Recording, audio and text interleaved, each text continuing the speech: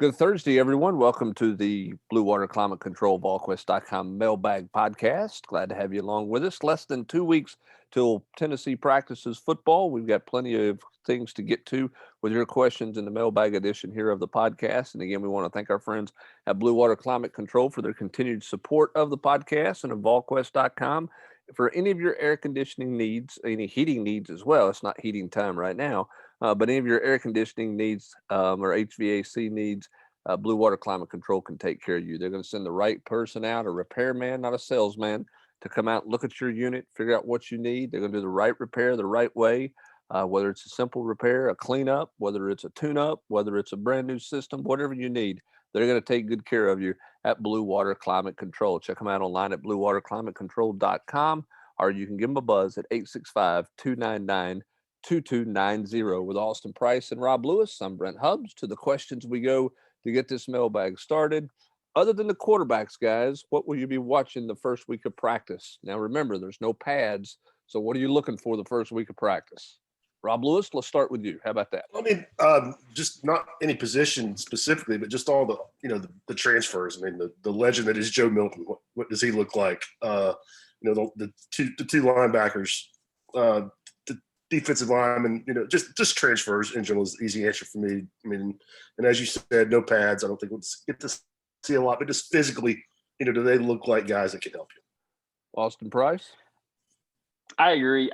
The transfers is who you're looking at because, it's just new bodies. So, even if it's a young guy like a Deshaun Rucker or a Cayman Marley that wasn't here for spring, I lean towards just anybody that wasn't here. Just what do they look like? I think that is, how they play is going to determine how Tennessee does this fall. Not the Deshaun Ruckers and Cayman Marleys, but when you look at the transfers, Jawan Mitchell, Caleb Tremblay, Deshaun Terry, so on and so forth. How these players, Brandon Turnage, how these guys play, and not that you're going to really learn a lot, but you're going to learn what they look like. Do they look like a dude? We all know Deshaun Terry looks like a dude. We saw him out there at camp this summer. But what does Turnage look like? What does Milton look like throwing it around? He's going to look pretty, But again, as I've said, I think you're silly to hitch your wagon to any quarterback at this point. I think the first time I'd hitch my wagon to a quarterback is probably 2 weeks in. Yeah, I don't think anybody's going to go, and there will be more quarterback questions here in the mailbag, I'm sure. But I don't think anybody should be hitching anything because I don't think anything's decided at all in regards to the quarterback position. I'm with you. I think new bodies is what everybody wants to see. And how do those new bodies move? Look, I've seen Terry. He looks good walking around, right? He does. But how does he play? How does he move? You see a guy, Rob, we've talked about him, R.J. Perry. He looks the part. Can he play the part? Can he move?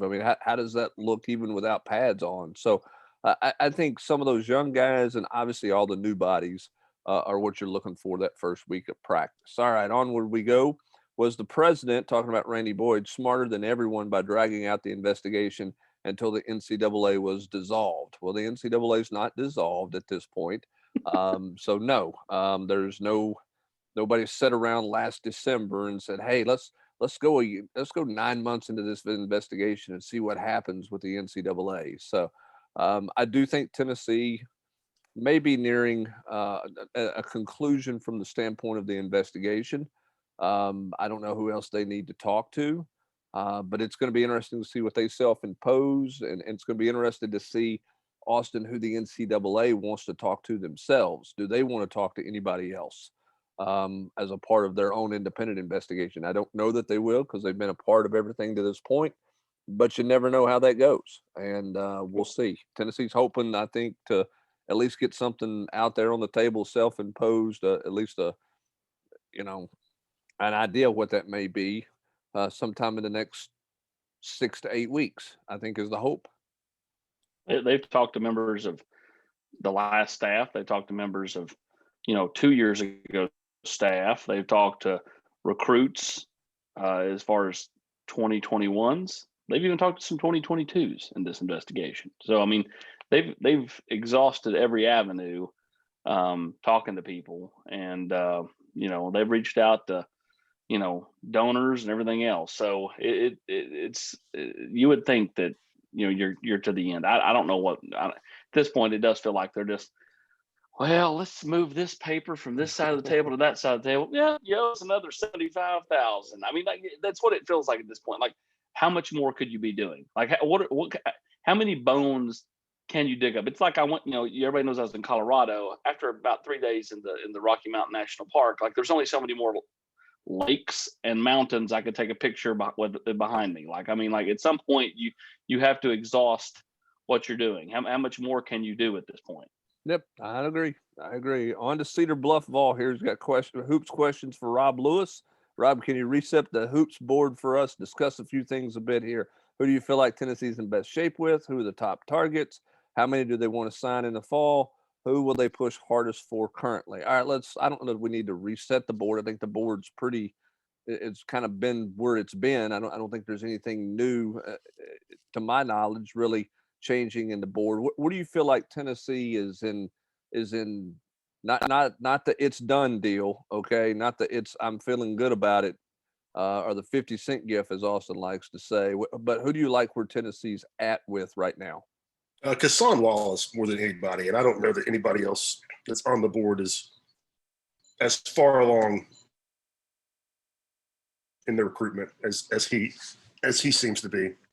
So I think, and I'm with you. There's no resetting the board. I mean, the only guy that I think is a real serious, somebody Tennessee is really serious about that we hadn't talked a lot about is Justin Powell, the 5-star, and I'm not. Right now, I don't have a great feel for what Tennessee's shot would be there. Elsewhere at the top of the board, Brandon Miller from over in Nashville is right at the top of the board, somebody they're pushing hard for. I don't think he's going to do anything very soon. Maybe will not even sign in the fall. Two big guys I think they like the best are Johan Traore and Ernest Uday. I might like their chances a little better with Uday. Still recruiting Dylan Mitchell hard. I think Florida State's going to be tough to beat. They're still recruiting Jalen Hood Shafino, still recruiting Deontay Green. But at the top of the board, I would put Wallace. I would put Miller, Uday, Traore, and I don't think I'm leaving anybody out, though I wouldn't.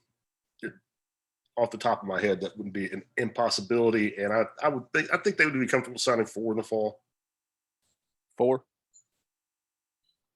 And again, and they'll wait on Brandon Miller. And if Brandon Miller is not ready to sign in November, he will have a spot whenever he decides. I love when you say Trefino or whatever it is. It's just it gets me fired up. No matter what Tennessee does in the fall, if Miller is still out there, they will have room for him, even if that means somebody has a tough conversation with the head coach in the spring. Not going to turn that one away. They're never going to be too full for him, is what you're telling me.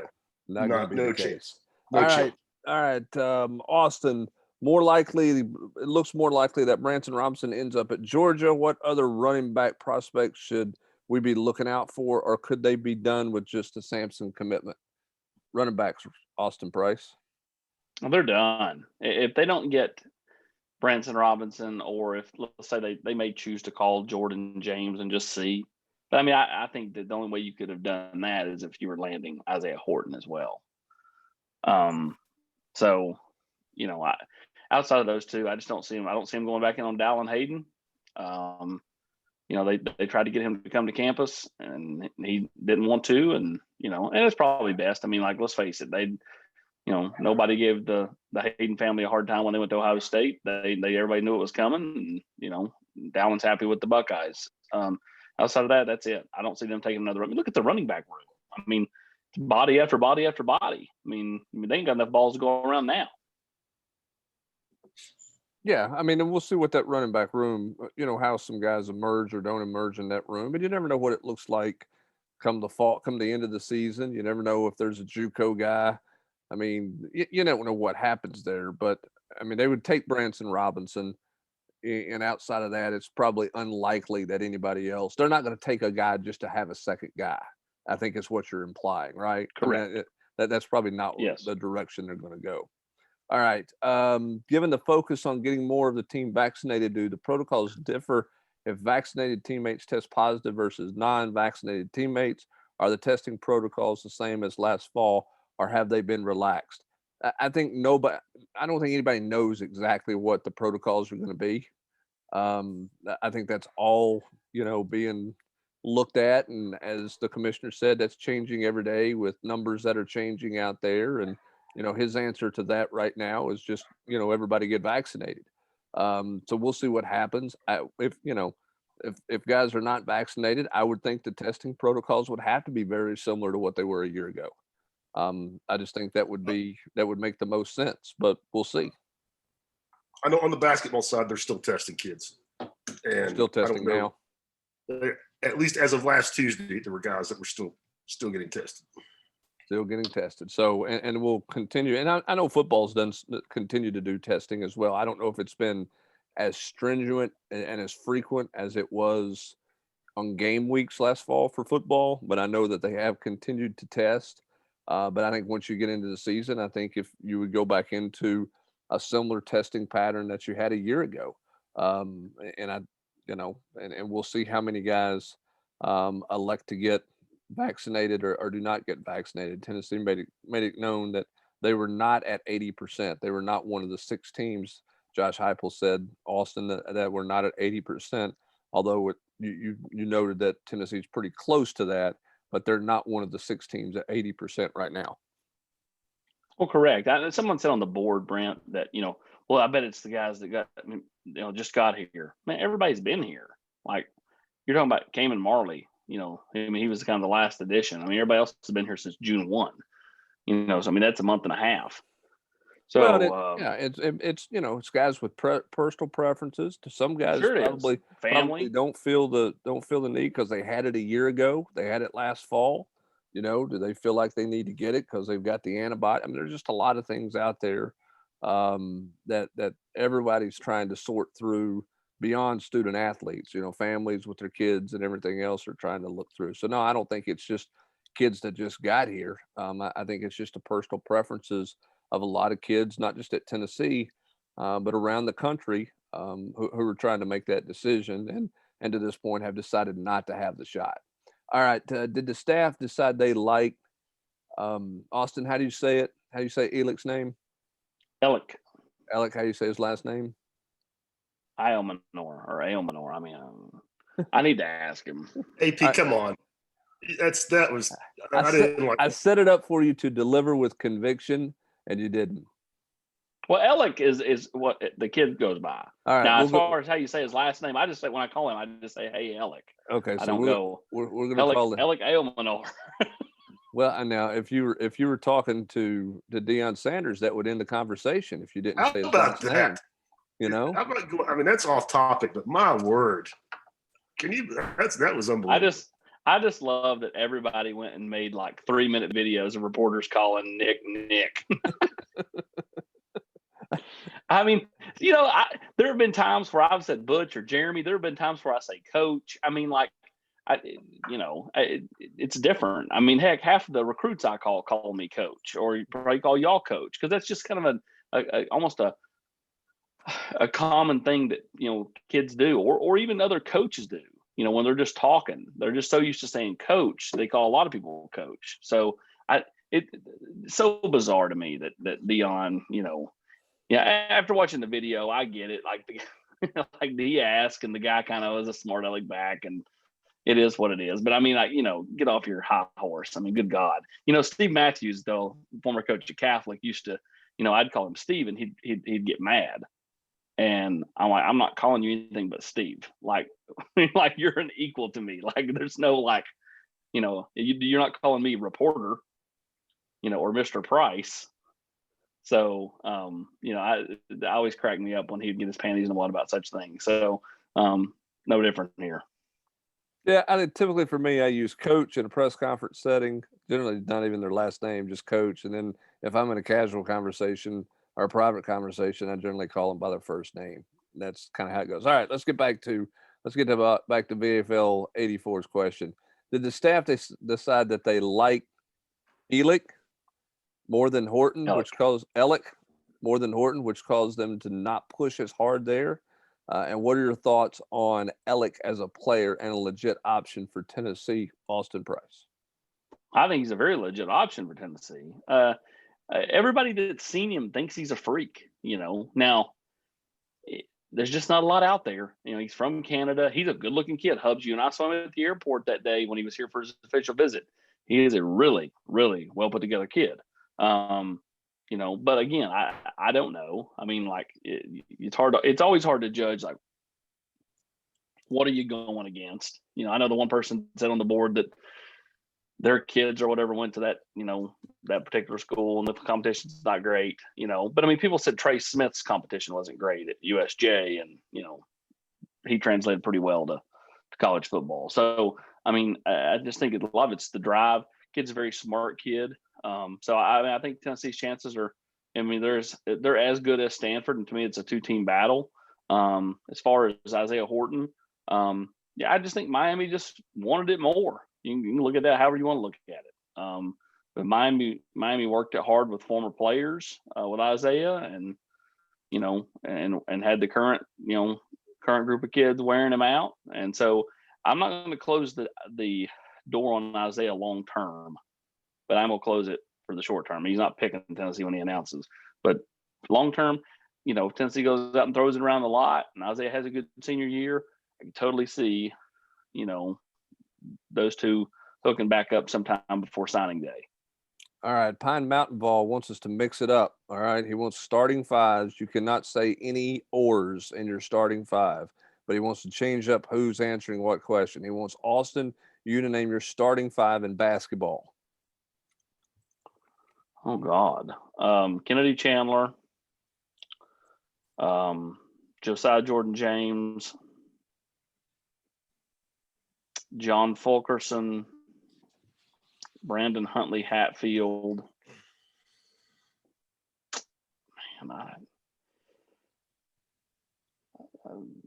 Number 5. I don't know. That's tough. I guess I'll go Victor Bailey, because I think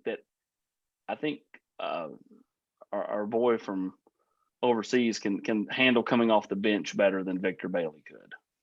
Rob Lewis, what's your approval rate on that starting five in basketball? I don't think Victor Bailey at all. I'll be stunned if that's the case. My others, I would agree with the first 4, and then I would go with Justin Powell. Justin Powell. Oh yeah, I forgot about Powell. There you go. See, yeah, I forgot about Powell. All right, Rob Lewis, your starting five in the secondary. Golly. Alante, for sure. I mean, you got to go with kind of chalk, I think, don't you? We're going to go Alante, Trey Flowers, McCullough. McCullough. I mean, until you see something different. I guess, nickel would be interesting to me. Is Warren Burrell your corner opposite Alante? Well, I mean, he was ahead of Alante at the end of the spring, though, wasn't he? Yeah, but he would be your corner. I guess I would probably go Burrell and George. What about Turnage? Oh, yes, forgot about Turnage. Much like AP forgot about Justin Powell being a transfer. I will go with Burrell and Turnage right now, and chalk at the safeties, and then who ends up at nickel? Alante? You got Alante sliding in there? I mean, has he ever even worked there? I don't. He's got to start, right? I mean, the SEC. I don't think he necessarily. I don't think he necessarily has to start. I mean, so because they took him to media day. All right, Austin Price. Who's your starting five in the secondary? I thought we were mixing it up. I am, but I'm getting your. I mean, we are mixing it up. I agree. I think it'll be Alante and Burrell to start the year. I think I'll go with the chalk at the safeties with Tamarion McDonald pushing, and then I'm going to go. Danico Slaughter at the nickel. Can Tamarion not play nickel? Can he not cover well enough? I don't think so. I think he's a safety. I mean, yeah, I like Danico. That was just a mystery last year. I mean, kids started. I know he started because other people were out, but starts the first game of the year and then just disappears. Completely disappeared. All right. He also wants me to name the starting 5 infielders in baseball, and that's not even an option for me. No offense to baseball. Ben's not on here, so I'm going to take a hard pass on there because I don't think I can come up with 5 infielders at this point with Tennessee's roster and where it's at. All right. Starting 5 offensive line. I wanted Ben to answer that one. I'll answer that question for young Ben, who still thinks Dominic Wood Anderson is one of the greatest busts and greatest misses of all time in Tennessee recruiting. So my five offensive linemen are going to be the Mays brothers, um, Carvin. I think Dane Davis starts the first game. I don't know if he holds there. And then I'll go Darnell Wright as my fifth starter. Yeah, so you got Kate at guard. I got Kate at guard for game number one. We'll see what happens there. I think Calvert's going to be interesting if the knee can hold, because I think he is in as good a spot mentally as he's been in a long time at Tennessee. So we'll see how he does if the knee will hold up through fall camp, and that's a big issue. Last one, they're starting inside linebackers. Mitchell, I think we agree Mitchell's going to get one of those spots. I'm gonna go Mitchell and Banks. Mitchell and Banks. Yeah, I agree. Yeah, Providing Banks doesn't have any kind of misstep. okay, I got you there. All right, on to the next one we go. What do you think a realistic jump in statistical performance is for this team this year? Since his time at Missouri, Heupel has only had one season without a 3,000-yard passer, one without a 1,000-yard receiver, and 2 seasons without a 1,000-yard rusher. Among 2 to 4. Okay, something we have not done since 2016. Not asking for you who you think will be the leading player in each category is, but you think it's realistic for Tennessee to hit some of those marks. I'm going to throw a quarterback stat at you guys that found our crack staff sent to me today. Get a load of this one. In 2012, Tennessee had 6 300-yard passing games, all led by Tyler Bray. Since 2013, that's 2013 through 2020. That's 8 years of football, 98 games. I'm gonna go 6. I'm gonna go 6-2. They've had 10 300-yard passing games in the last 98 games played. They've had 5 in the last 48 games played. When you say it like that, it's almost like they haven't had good quarterback play. Yeah, that's crazy when you think about it.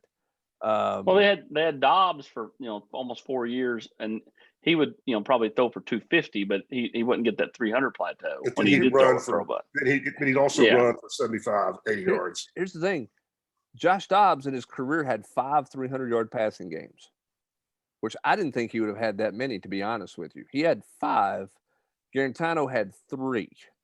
That's the 8 individual performances of 300-yard passing games. Garantano had one of those against Auburn, obviously. Then they've had 2 combined 300-yard passing games, and that included Vanderbilt last year, where Paxton Brooks had a 31-yard completion. So it took a punter to help him get over 300 yards last year. So back to his question: do you think Tennessee can hit those kind of any of those kind of numbers? 1,000-yard receiver, 1,000-yard rusher, 3,000-yard passer. Do they hit any of those? I'm going to go 3,000-yard passer and 1,000-yard rusher, but I'm not going to go 1,000-yard receiver. I think there's going to be so many guys that catch balls. You're going to have a collection at 600, 700. Somebody may get to 900, but I think ultimately, somebody cracks 1,000 in rushing, but not in receiving. I feel the opposite. I feel like there's going to be too many guys getting carries. And you think it's just going to be 1 or 2, like Small and Evans? I think there's going to be 3, but I honestly wonder if number 3 is just more of a compliment type guy. I would go 1,000-yard receiver just because of his history there and looking at some of the numbers. I mean, they do have a lot of guys catch balls, but I mean, last year they had 2 guys at Central Florida in a shortened season that caught 50 plus. So yeah, I mean, I think they're going to spread it around, but also think they're going to throw it a lot. Yeah, we'll see. I tend to think that, well, if they throw for 3,000 yards, they're going to have a 1,000-yard receiver. But I don't know about the 1,000-yard rusher, because unless somebody takes and runs with that. I mean, if a guy becomes the guy and it's down to 2, and one's a compliment, say Jalen Wright's the compliment guy, then they might have 1,000-yard. But I don't know how Jerry Mack's going to rotate those guys back there when it comes to how he distributes carries and is he a 1-back or 2-back guy, or is he a guy who's comfortable playing 3 or 4 guys and giving them carries in a game? All right, on to the next one here. Coreyton Ball 17, not related to me for anyone who's curious. Has anyone seen anything to lead them to believe that Milton will be the starter, are there reasons that Harrison is viewed as anything other than the starter? Austin said it best at the top. Ain't nobody hitching their wagons to anything at this point in time. I thought maybe the most honest and truthful answer to combination answers that Josh Heupel gave in Birmingham. Competition makes everybody better, and two, reps. How reps are going to be divided are on how guys perform. Perform well, you get more reps. Perform poorly, you're going to lose reps. I think that tells you where he's at quarterback. Which means for a guy like Harrison Bailey, he can't practice like he practiced most of the spring. I know all the fans, they love what he did in the spring game.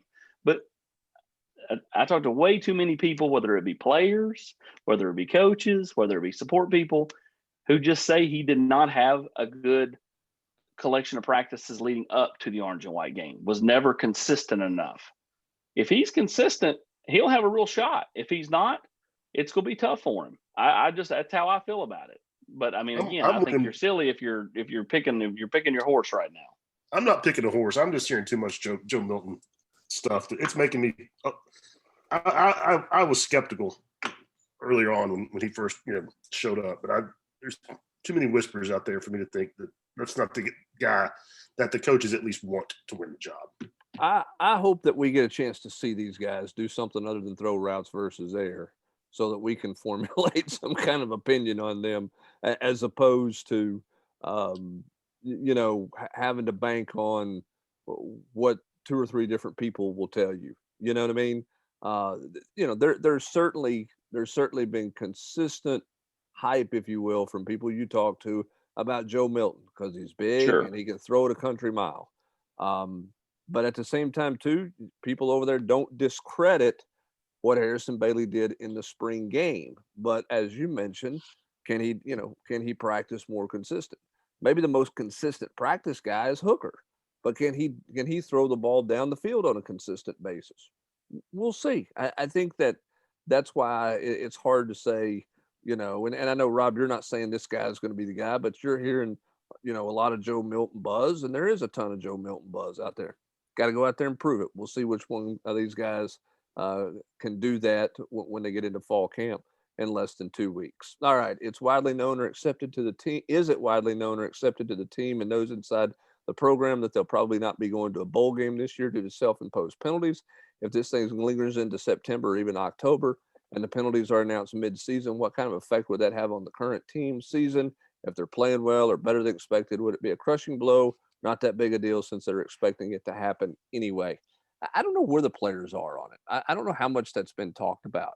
It was called a speed bump, Austin, on Tuesday in Hoover, Alabama. I don't know how much conversation there's been about what punishment will or won't be with current team members. They've obviously read and heard all the speculation, but I don't think that Josh Heupel sat down and had a lot of conversations, say, okay, expect this, because I don't think they've known what to expect. That's why they've not been able to answer the questions to recruits out there, right? 100%. I don't think that, you could make a case because of the way the NCAA thing is, floundering and faltering and crumbling, that, Tennessee could just go, you ain't gonna punish anybody else. We're not taking anything and we're just moving on. We fired everybody. You could also make a case for 1 year. And you can make maybe a case for 2. I don't see anything more than that. That's why I think 1's the safe bet. You just miss 1 game and lose a handful of scholarships and you just keep rolling on. And Auburn wouldn't even they wouldn't take away 2 scholarships, let alone even be talking about a bowl ban, self-imposing. If I'm Danny, I no matter how I do, I proclaim I'm the national champ and just continue to roll on and don't take anything. With Horton essentially gone for the time being, who is left on the board at receiver? We obviously not named Pope. Is there anyone besides Caden Pope and her boy from Canada left on the board, AP? Yeah, there's the kid in Florida. Name escapes me off the top of my head. But, really, the top 2 are Pope and Alec. Okay. If those 2 guys are in, they're done. Okay. Does Volquest have a proper office space, or do y'all work from your home? Work from the house, work from the car, work from campus. Austin works from multiple places in his multiple guest homes that he has. No, I'm just kidding. We work wherever the mobile access is, then we can get work done there. Chat was done the other night at a restaurant for a part of the chat, and then part of the chat was done while we were checking into a hotel there. So that's just the way that goes. All right, which Vol and Hoops player do you think will make the most NIL money this year? Who you got? They say hoops. Hoops and football. Who you got? You got Fulkerson and hoops. You got Kennedy Chandler. What you got? I would say Folky. Yeah, man, I just don't think there's enough name recognition there. I mean, there's a lot of, people on Volquest, I think, have a little tunnel vision. I mean, there's to a lot of ball basketball fans who don't follow recruiting religiously. I mean, Kennedy Chandler is this kid. How's the kid from Memphis that I've heard about? It's not. Whereas Fulkerson is going to do his 6th year, and he's, he could run for governor. All right, who you got in football, AP? Oh, that's a good question. I would lean towards Joe Milton or Harrison Bailey, whoever wins the job, because I think that they can pick up stuff in season that will accumulate money wise. If they go out and they have throw for some yards and win a few games, like let's say they just win the 2 Patsy games and beat Pitt and they're 3-0. Whoever the quarterback is, I think has a chance to capitalize on that kind of start. Otherwise, I mean, I would say Cade just because he's probably got the most name, but at the end of the day, he's an offensive lineman, so that's only going to carry so much weight. I mean, honestly, as somebody said the other day, if Walter Nolan were to pick Tennessee, barring how the quarterbacks do, he could come in as the most marketable player in the program. Yeah, that's true. Number 1 recruit in the country, according to ESPN at this point in time. Bottom line is nobody on this team is going to get a $1 million deal or $1 million deal like the quarterback at Alabama is going to get. I think that's pretty evident at this point. All right, out the gate on this one here is Texas and Oklahoma really talking behind the scenes about joining the SEC, or is this just smoke to give the Big 12 something to talk about during their media days? What do you make of this stuff? Well, AP, go ahead. Texas Rivals has come out and they have put out on Wednesday night that Texas plans to inform the Big 12 that it intends to leave as early as next week. So, that's going to be interesting to see how the dominoes fall, because if they're leaving, one would imagine so is Oklahoma, and they're both trying to come here. And another thing, anywhere else with Texas, that would be a big stumbling block. I've also seen where, and again, Texas isn't saying this, but people that cover Texas are reporting that they would be willing to shut down the Longhorn Network, which if they came to the SEC, they would have to do. I mean, that would never fly. Yeah, agreed. I say this. If it means, if I'm a Tennessee fan and I know the traditionalists, I'm a traditionalist in a lot of ways. There we go. Get rid of the Alabama game. For this program, the best thing that can happen is that game move off the schedule on a permanent basis. I get somebody, there's going to be gnashing of teeth on the board when they listen to this. I get it. But Tennessee can't, I get Texas and Oklahoma are good programs. They're not Alabama. They're not LSU for that matter. So getting an Alabama off the schedule and replacing it with the occasional game with Oklahoma or Texas, to me would be a positive for Tennessee if you're trying to crawl out and climb out of what you're doing. I get, again, the traditionalists are going to say, no, I like to play the 3rd Saturday in October because I want that one chance that we get to smoke the cigar for the first time since 2006.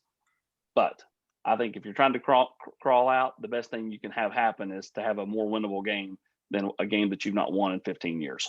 I'll say this: if this were to happen, and it's a huge if, long ways from these 2 teams joining the SEC, you would see Greg Sankey in the SEC become the biggest advocate for a 16-team playoff as anybody in the country out there, because this league will just further beat each other up, and you want to get more teams. If you're in a super league and you've got 16 teams, you want to get more teams in the playoff.